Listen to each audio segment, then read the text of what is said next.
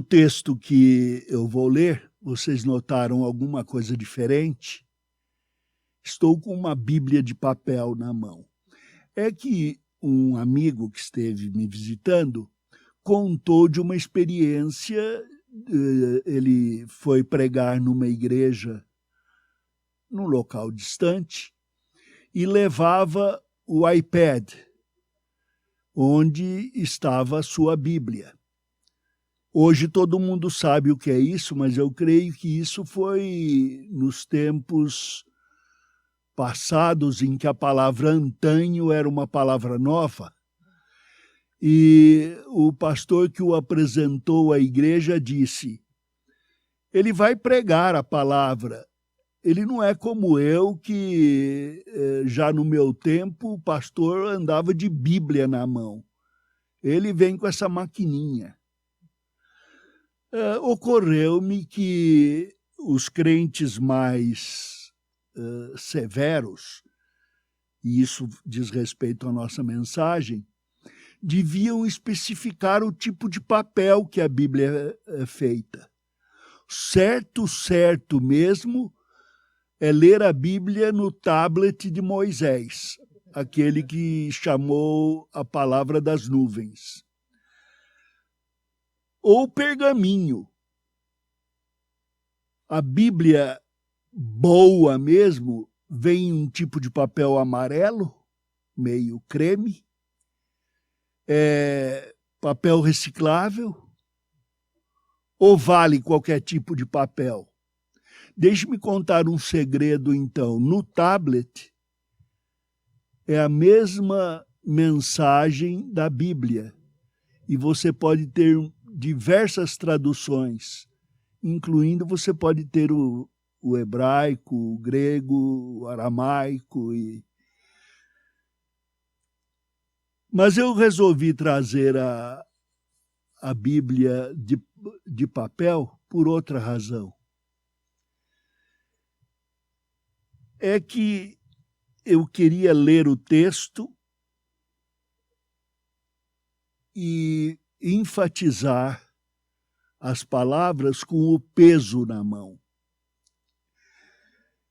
Salmo de número 121, Salmo de número 121, muito conhecido, diz: elevo os meus olhos para os montes. De onde vem meu socorro? Meu socorro vem do Senhor que fez os céus e a terra. Ele não permitirá que teus pés vacilem. Aquele que te guarda não se descuida. É certo que o guarda de Israel não se descuidará nem dormitará. O Senhor é quem te guarda. O Senhor é a tua sombra ao teu lado direito. O sol não te prejudicará de dia, nem a lua de noite.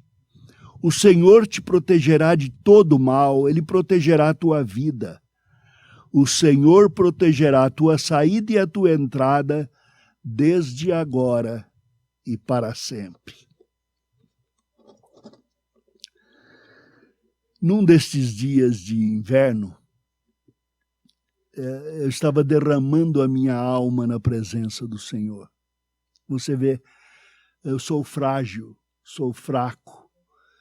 E eu dependo de derramar a minha alma na presença do Senhor. E especialmente esses são dias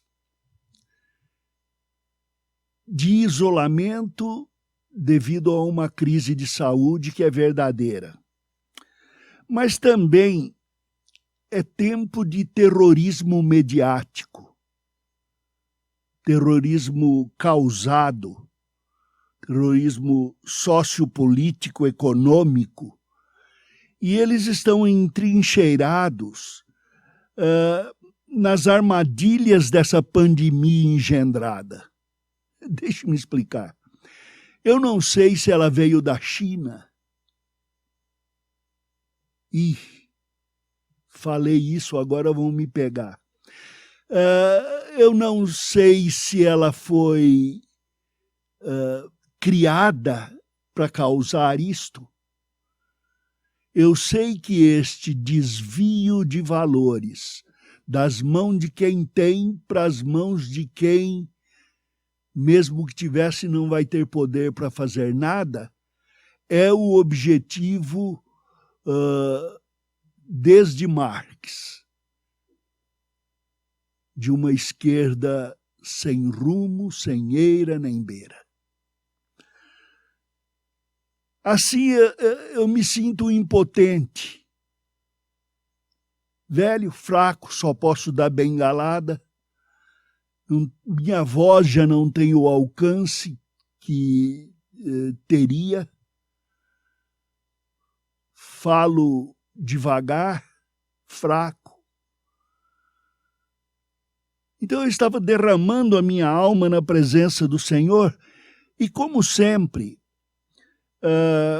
com ações de graça, pedindo a Deus pela minha família, pelos filhos, netos, suas famílias, pedindo a Deus pela família da fé, aqueles da nossa igreja local, os que pedem oração, os que eu sei que passam por tempos de necessidade, orando por outros amigos, aqueles a quem a gente quer ver alcançando o Evangelho.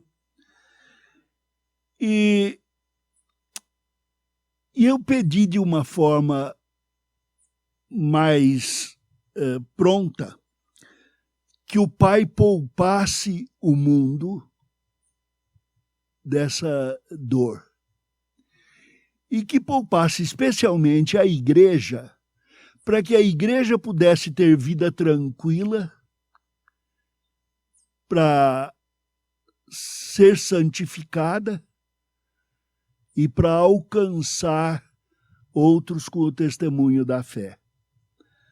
Interessante que a resposta que recebi do Senhor é que exatamente a dor que eu queria ver abolida é a que provoca a minha santificação, purificando o ouro no fogo para retirar toda a escória.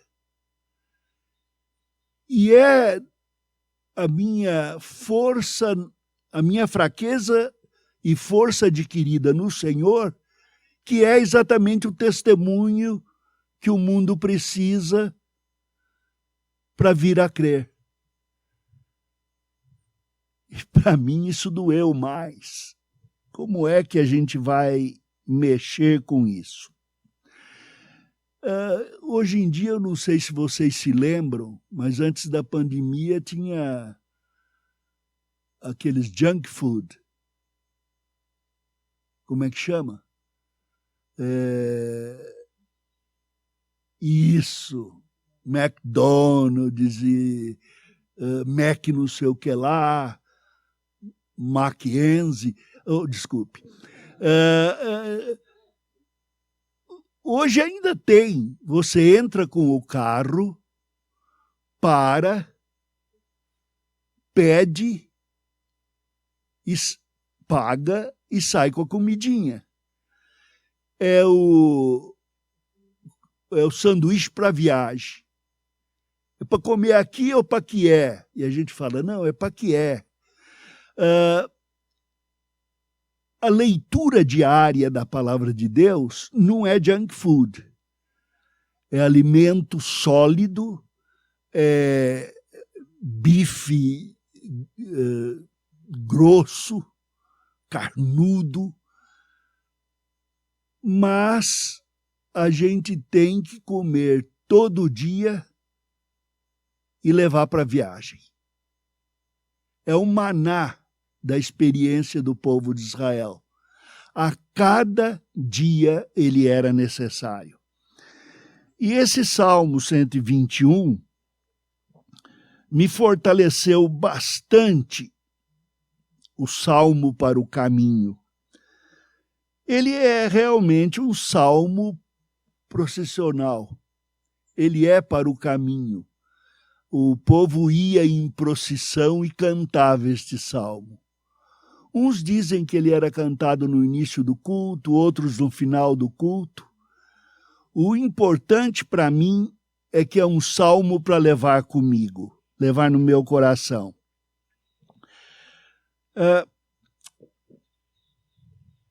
Ele é um salmo introdutório do culto, assim como a oração que a gente faz de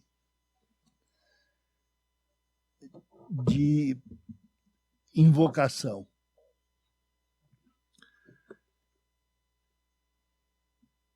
Nós falamos a Deus que invocamos o seu nome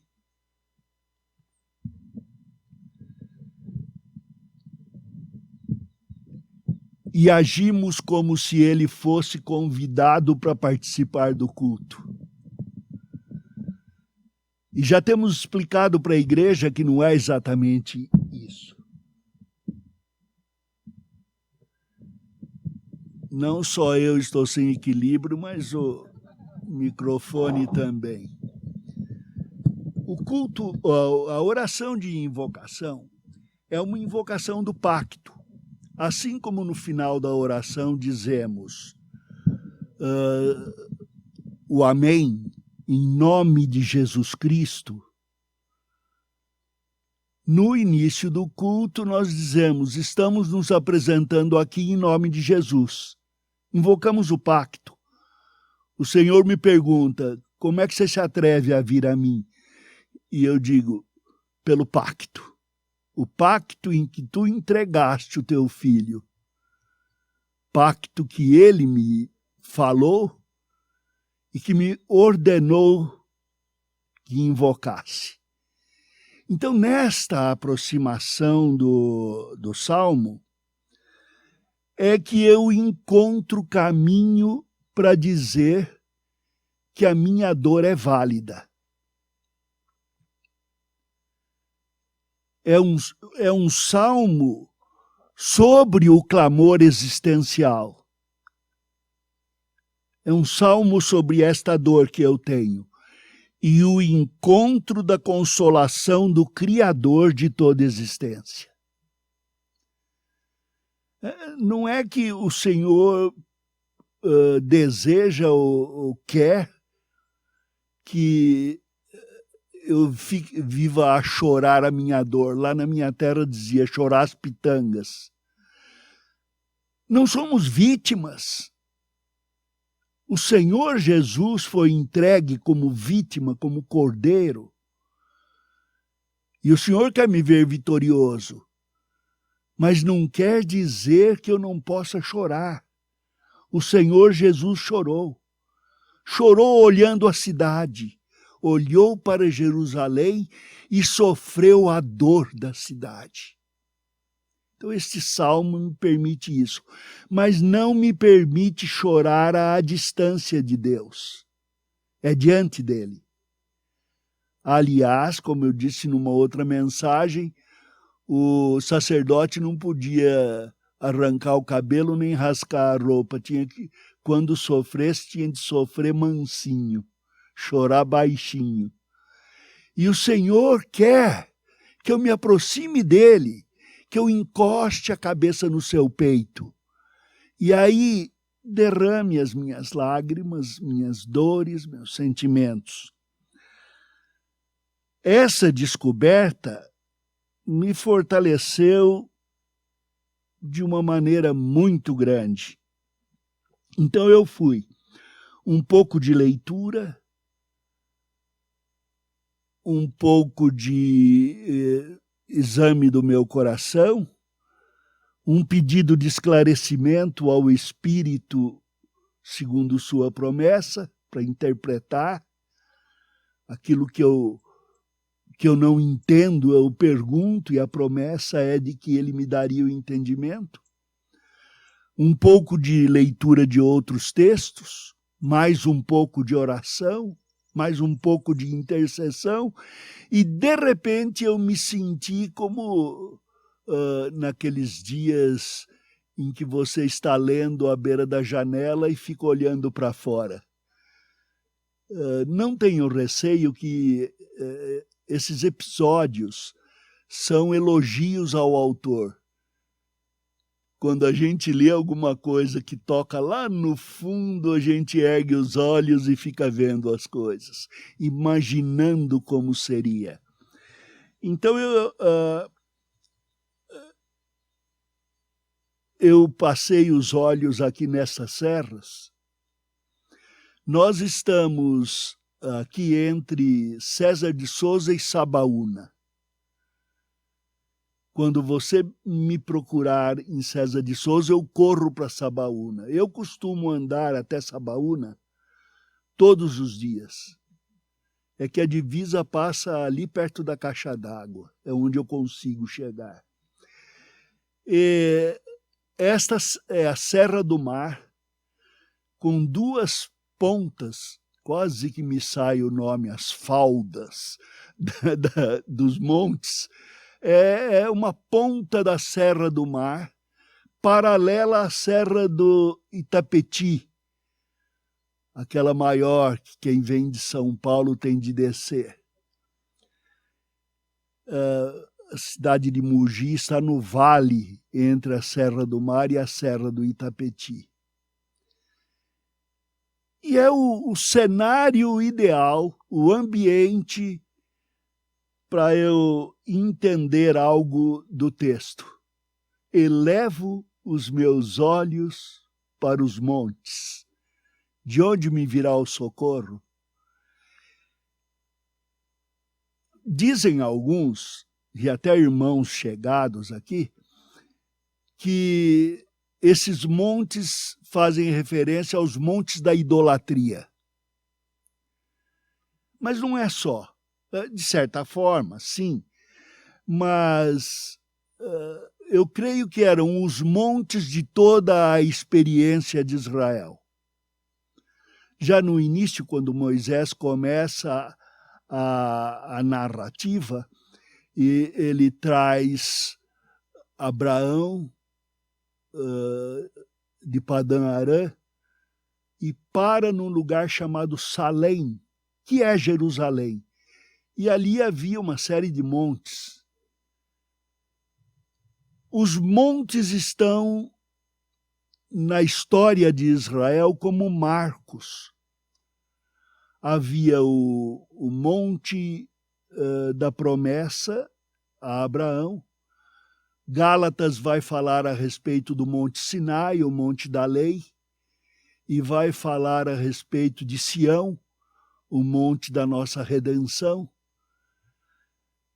E para que entendamos um pouco desta matéria,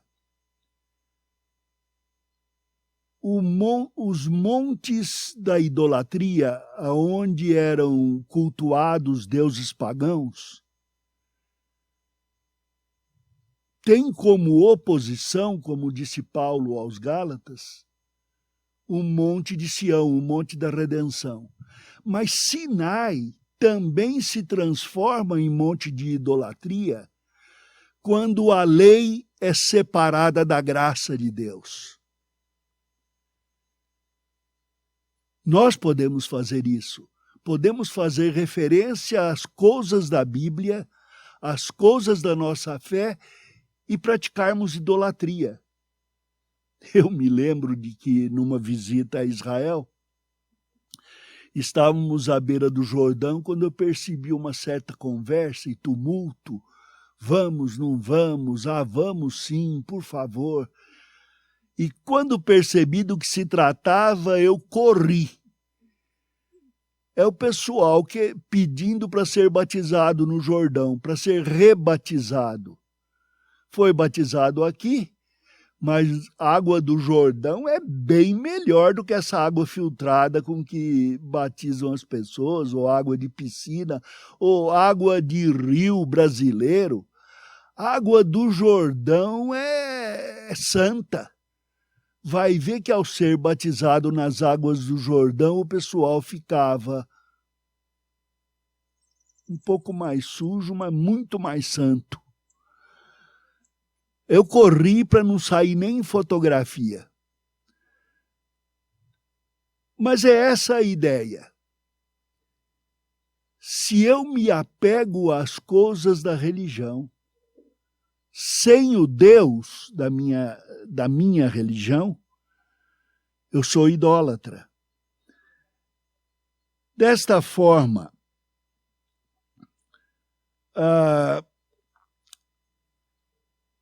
a palavra de Deus diz aí no Salmo: eleva os meus olhos para os montes, de onde virá o meu socorro? Eu olho para a história da redenção e ainda temo que eu não seja socorrido. Este local aqui, o refúgio, é fruto de anseio muito antigo e produto de oração.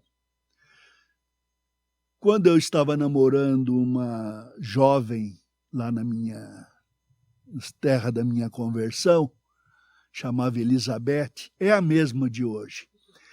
E eu dizia a ela: eu quero morar num sítio, quero morar num lugar com uma entrada florida, uma casinha lá no fundo. E ela, porque queria conquistar o namorado, dizia: eu também. Mas não era. Menina de cidade, daquelas que não sabiam a diferença entre o galo e a vaca. Mas ela dizia: vamos morar lá no sítio. Depois é que ela disse que foi por amor. O que o amor não faz?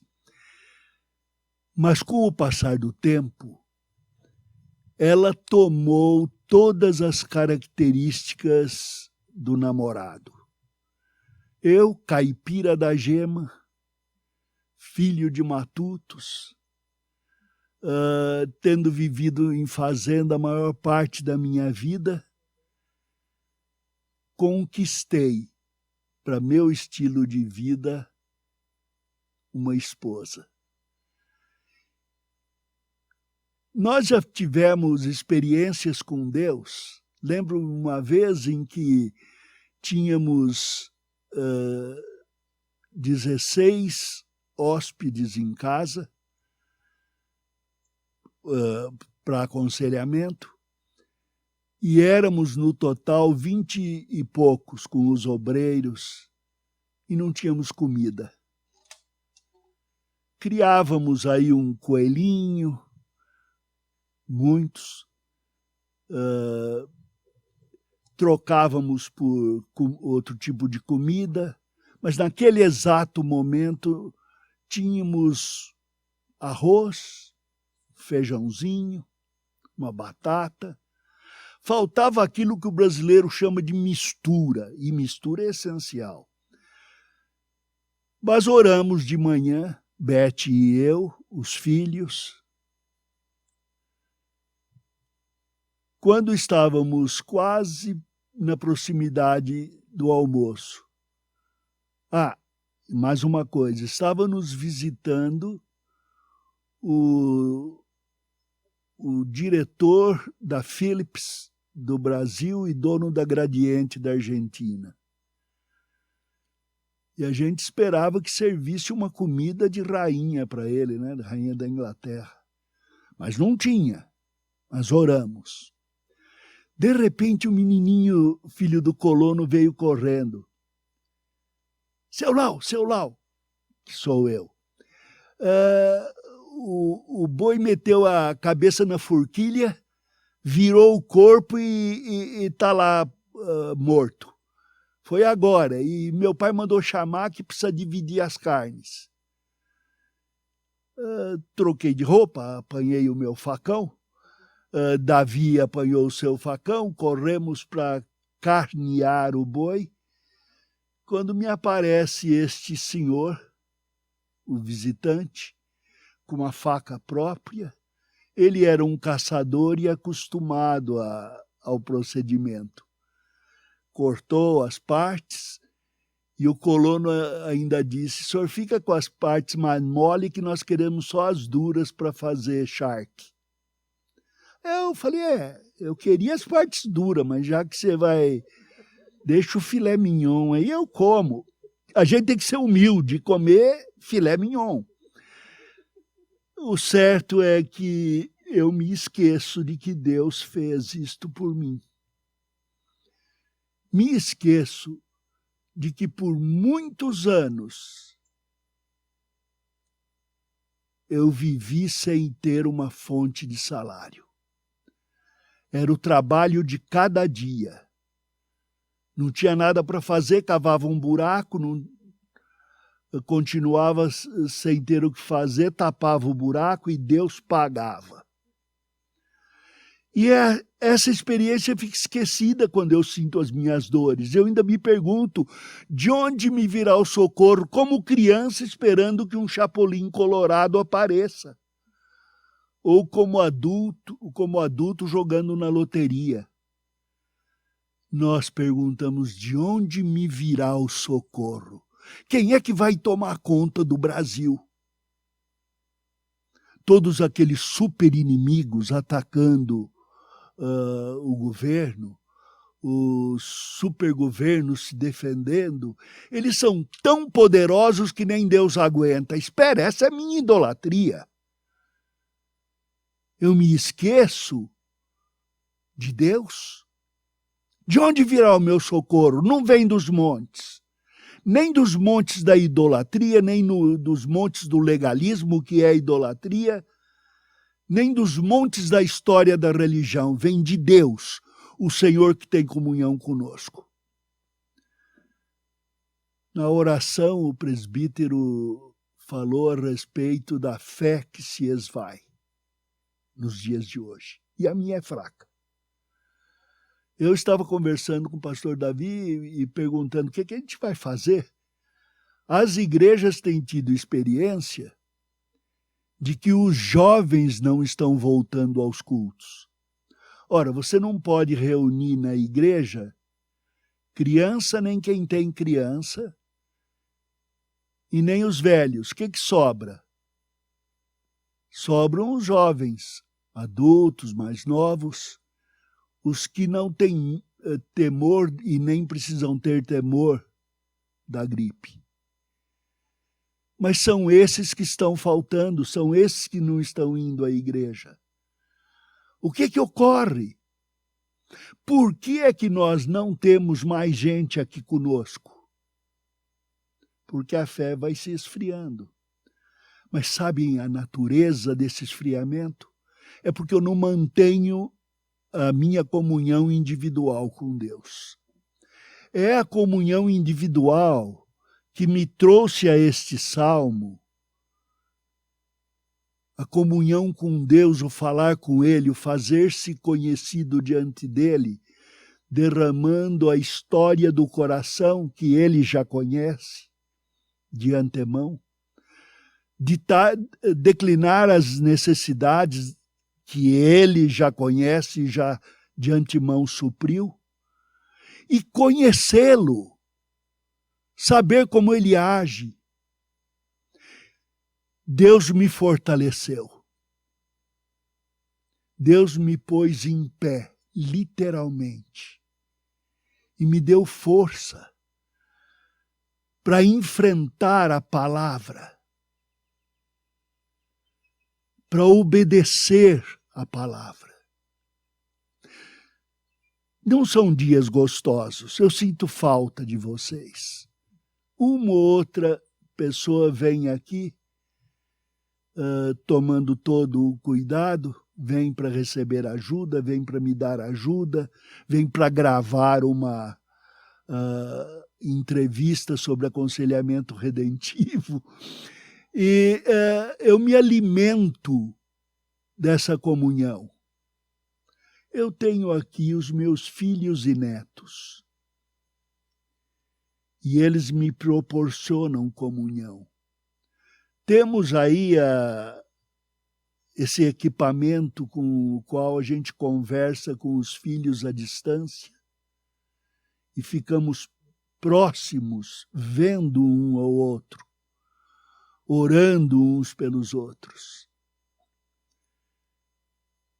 Mas, especialmente, Elizabeth e eu temos passado por um período de fortalecimento mútuo, de mais proximidade. É aquela de eu chamar minha velha meu amor e ela chamar de meu velho meu amor. E o velho ou velha não parecer xingamento, mas o degustar da bênção do Senhor, provar o pão, o vinho do Senhor, a comunhão. Se você mantém esta comunhão individual com Deus, a comunhão com os irmãos, e a maior comunhão é a da oração, é onde nós nos encontramos com Deus, onde oramos uns pelos outros. Aí somos fortalecidos e podemos viver da esperança que temos de um dia voltar a ter o culto presencial. E se não, de um dia estar no céu, para as bodas do Cordeiro, para comunhão permanente, para total comunhão. E é isso que fortalece. O Salmo nos leva, assim, para os altos e baixos da vida. Diz a promessa, ele não permitirá que os teus pés vacilem. Não está dizendo que não permitirá que a gente caia. Nenhuma referência feita ao pastor Davi. Mas ele quis ilustrar, de antemão, sabendo que eu ia pregar, ele pisou ali num buraco, num vale de formiga,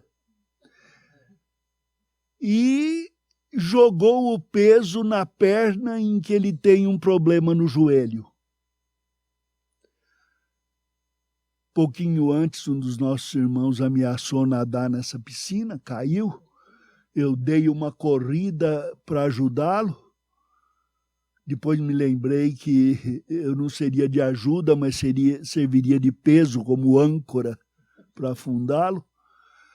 Mas quando vi o filho ali, pensei, pronto, agora Deus está bravo com todo mundo, o que ele vai fazer mais? Ele disse que não permitirá que os pés vacilem, cocheiem. Deixe-me brincar, os pés da alma. Ainda que eu torça o meu pé e o meu joelho, eu não me dobrarei diante dos ídolos de Baal, nem aceitarei as ameaças deste mundo, porque Deus vai me dar força para os pés. Se for preciso ir mancando, eu vou. Eu dou graças a Deus pela nossa igreja paulistana. Logo no começo, quando eu me encontrava com a nossa irmã, a Rosa, ela dizia, pastor, nem é bom a gente dizer que está doendo. Vamos rir, um sorriso bem grande, firmar o corpo e aguentar. E quando acabávamos de falar isso, chegava o Menga. Uma dor terrível, mas aquela coluna em dia. E eu dizia, como é que você consegue? Ele disse, pondo uma cinta bem apertada. E é isso. Usa o que for preciso. Eu sei que dói. E dói muito. Tem coisa que dói na vida que nunca vocês vão imaginar. Há dores que doem mais do que dor de dente, mais do que dor de consciência. Dor aflitiva, que é a dor de amor, a dor pelo que está ocorrendo com os outros. Na nossa dor, na afronta que nos fazem, nós temos de cuidar para que essa afronta não chegue nos outros. E é aí que precisamos que os nossos joelhos se firmem. O Senhor não permitirá que os joelhos vacilem no exercício do amor cristão. Ele dá força, Nossa vida de dor hoje serve de testemunho da nossa fé. Ainda diz aqui, é certo que o guarda de Israel não se descuidará, não dorme, nem dormita. Onde essas promessas quando está tudo isso acontecendo? É a mesma lá do Salmo 23. Ainda que eu ande pelo vale da sombra da morte, não permitirá mal algum, porque ele me ampara com o seu cajado. A promessa não é de relva verde, pasto verdejante, sombra. Lembre-se de que Davi, o autor do Salmo 23, fala de animais ferozes atacando o rebanho. Pastos verdejantes têm ursos e lobos. E Deus quer que nestes pastos verdejantes do ânimo que Ele nos dá, do Espírito, existe uma luta a ser travada. Uma luta onde seremos agigantados na nossa pequenez, onde seremos fortalecidos na nossa fraqueza. É da fraqueza que vem a força do Senhor. É da nossa humilhação que vem a glória. Então, eu me lembro de alguns textos quando diz aqui: o Senhor é quem te guarda, o Senhor é a tua sombra ao lado direito, o sol não te prejudicará de dia, nem a lua de noite. O Senhor protegerá de todo mal, protegerá a tua vida, guardará a tua entrada e a tua saída. O meu socorro vem do Senhor que fez os céus e a terra. João diz que quem fez os céus e a terra foi o Verbo de Deus, Senhor Jeová, que é o Filho na Trindade. E ele, tendo criado os céus e terra, criou-nos para refletir a sua glória. Ele é a nossa luz, a qual nós projetamos no mundo para que outros creiam. E é isto que somos chamados. O período que passamos aqui neste vale é o período em que Deus vai polir a nossa vida para que sejamos reflexo de luz da sua glória. Sejamos o louvor da glória de sua graça. Arautos do Senhor pregando este clamor. No meio das dores, cantando um hino de louvor. Por quê? Porque, como diz o autor de Hebreus, o autor divino e o escritor humano, o Senhor Jesus, sendo o Deus Todo-Poderoso e Criador, fez-se homem e fez-se fraco e se entregou por nós para produzir em nós a obra de santificação, de trazer-nos à sua família e sermos mais parecidos com Ele. Ele se fez homem em nossas fraquezas e sofreu a última dor, que foi a separação do Pai, para que nós não sofrêssemos essa separação nunca mais. Ele guardará a nossa saída desta peregrinação e a nossa volta ao lar, porque Ele é a entrada e a saída. Ele é o alfa e o ômega. E a sua promessa é que acima do vale, acima dos montes, está o seu socorro. Ah, como eu peço a Deus, irmãos, que nós aprendamos esta lição do Salmo, um canto de louvor. Somos chamados para sermos as notas da melodia. Muitas vezes sofreremos as pausas, mas elas ressaltarão a linha melódica. Somos um canto de louvor da glória de sua graça. Que Deus os abençoe. Ó Pai, dá-nos a força de ser o que Tu queres que sejamos, como Teu Filho, santo como Tu és santo. E no momento que o nosso amor seja tão grande, ao ponto de nos entregarmos, fazermos o que não é do nosso querer, para produzir o Teu querer na vida dos outros. Em nome de Jesus. Amém.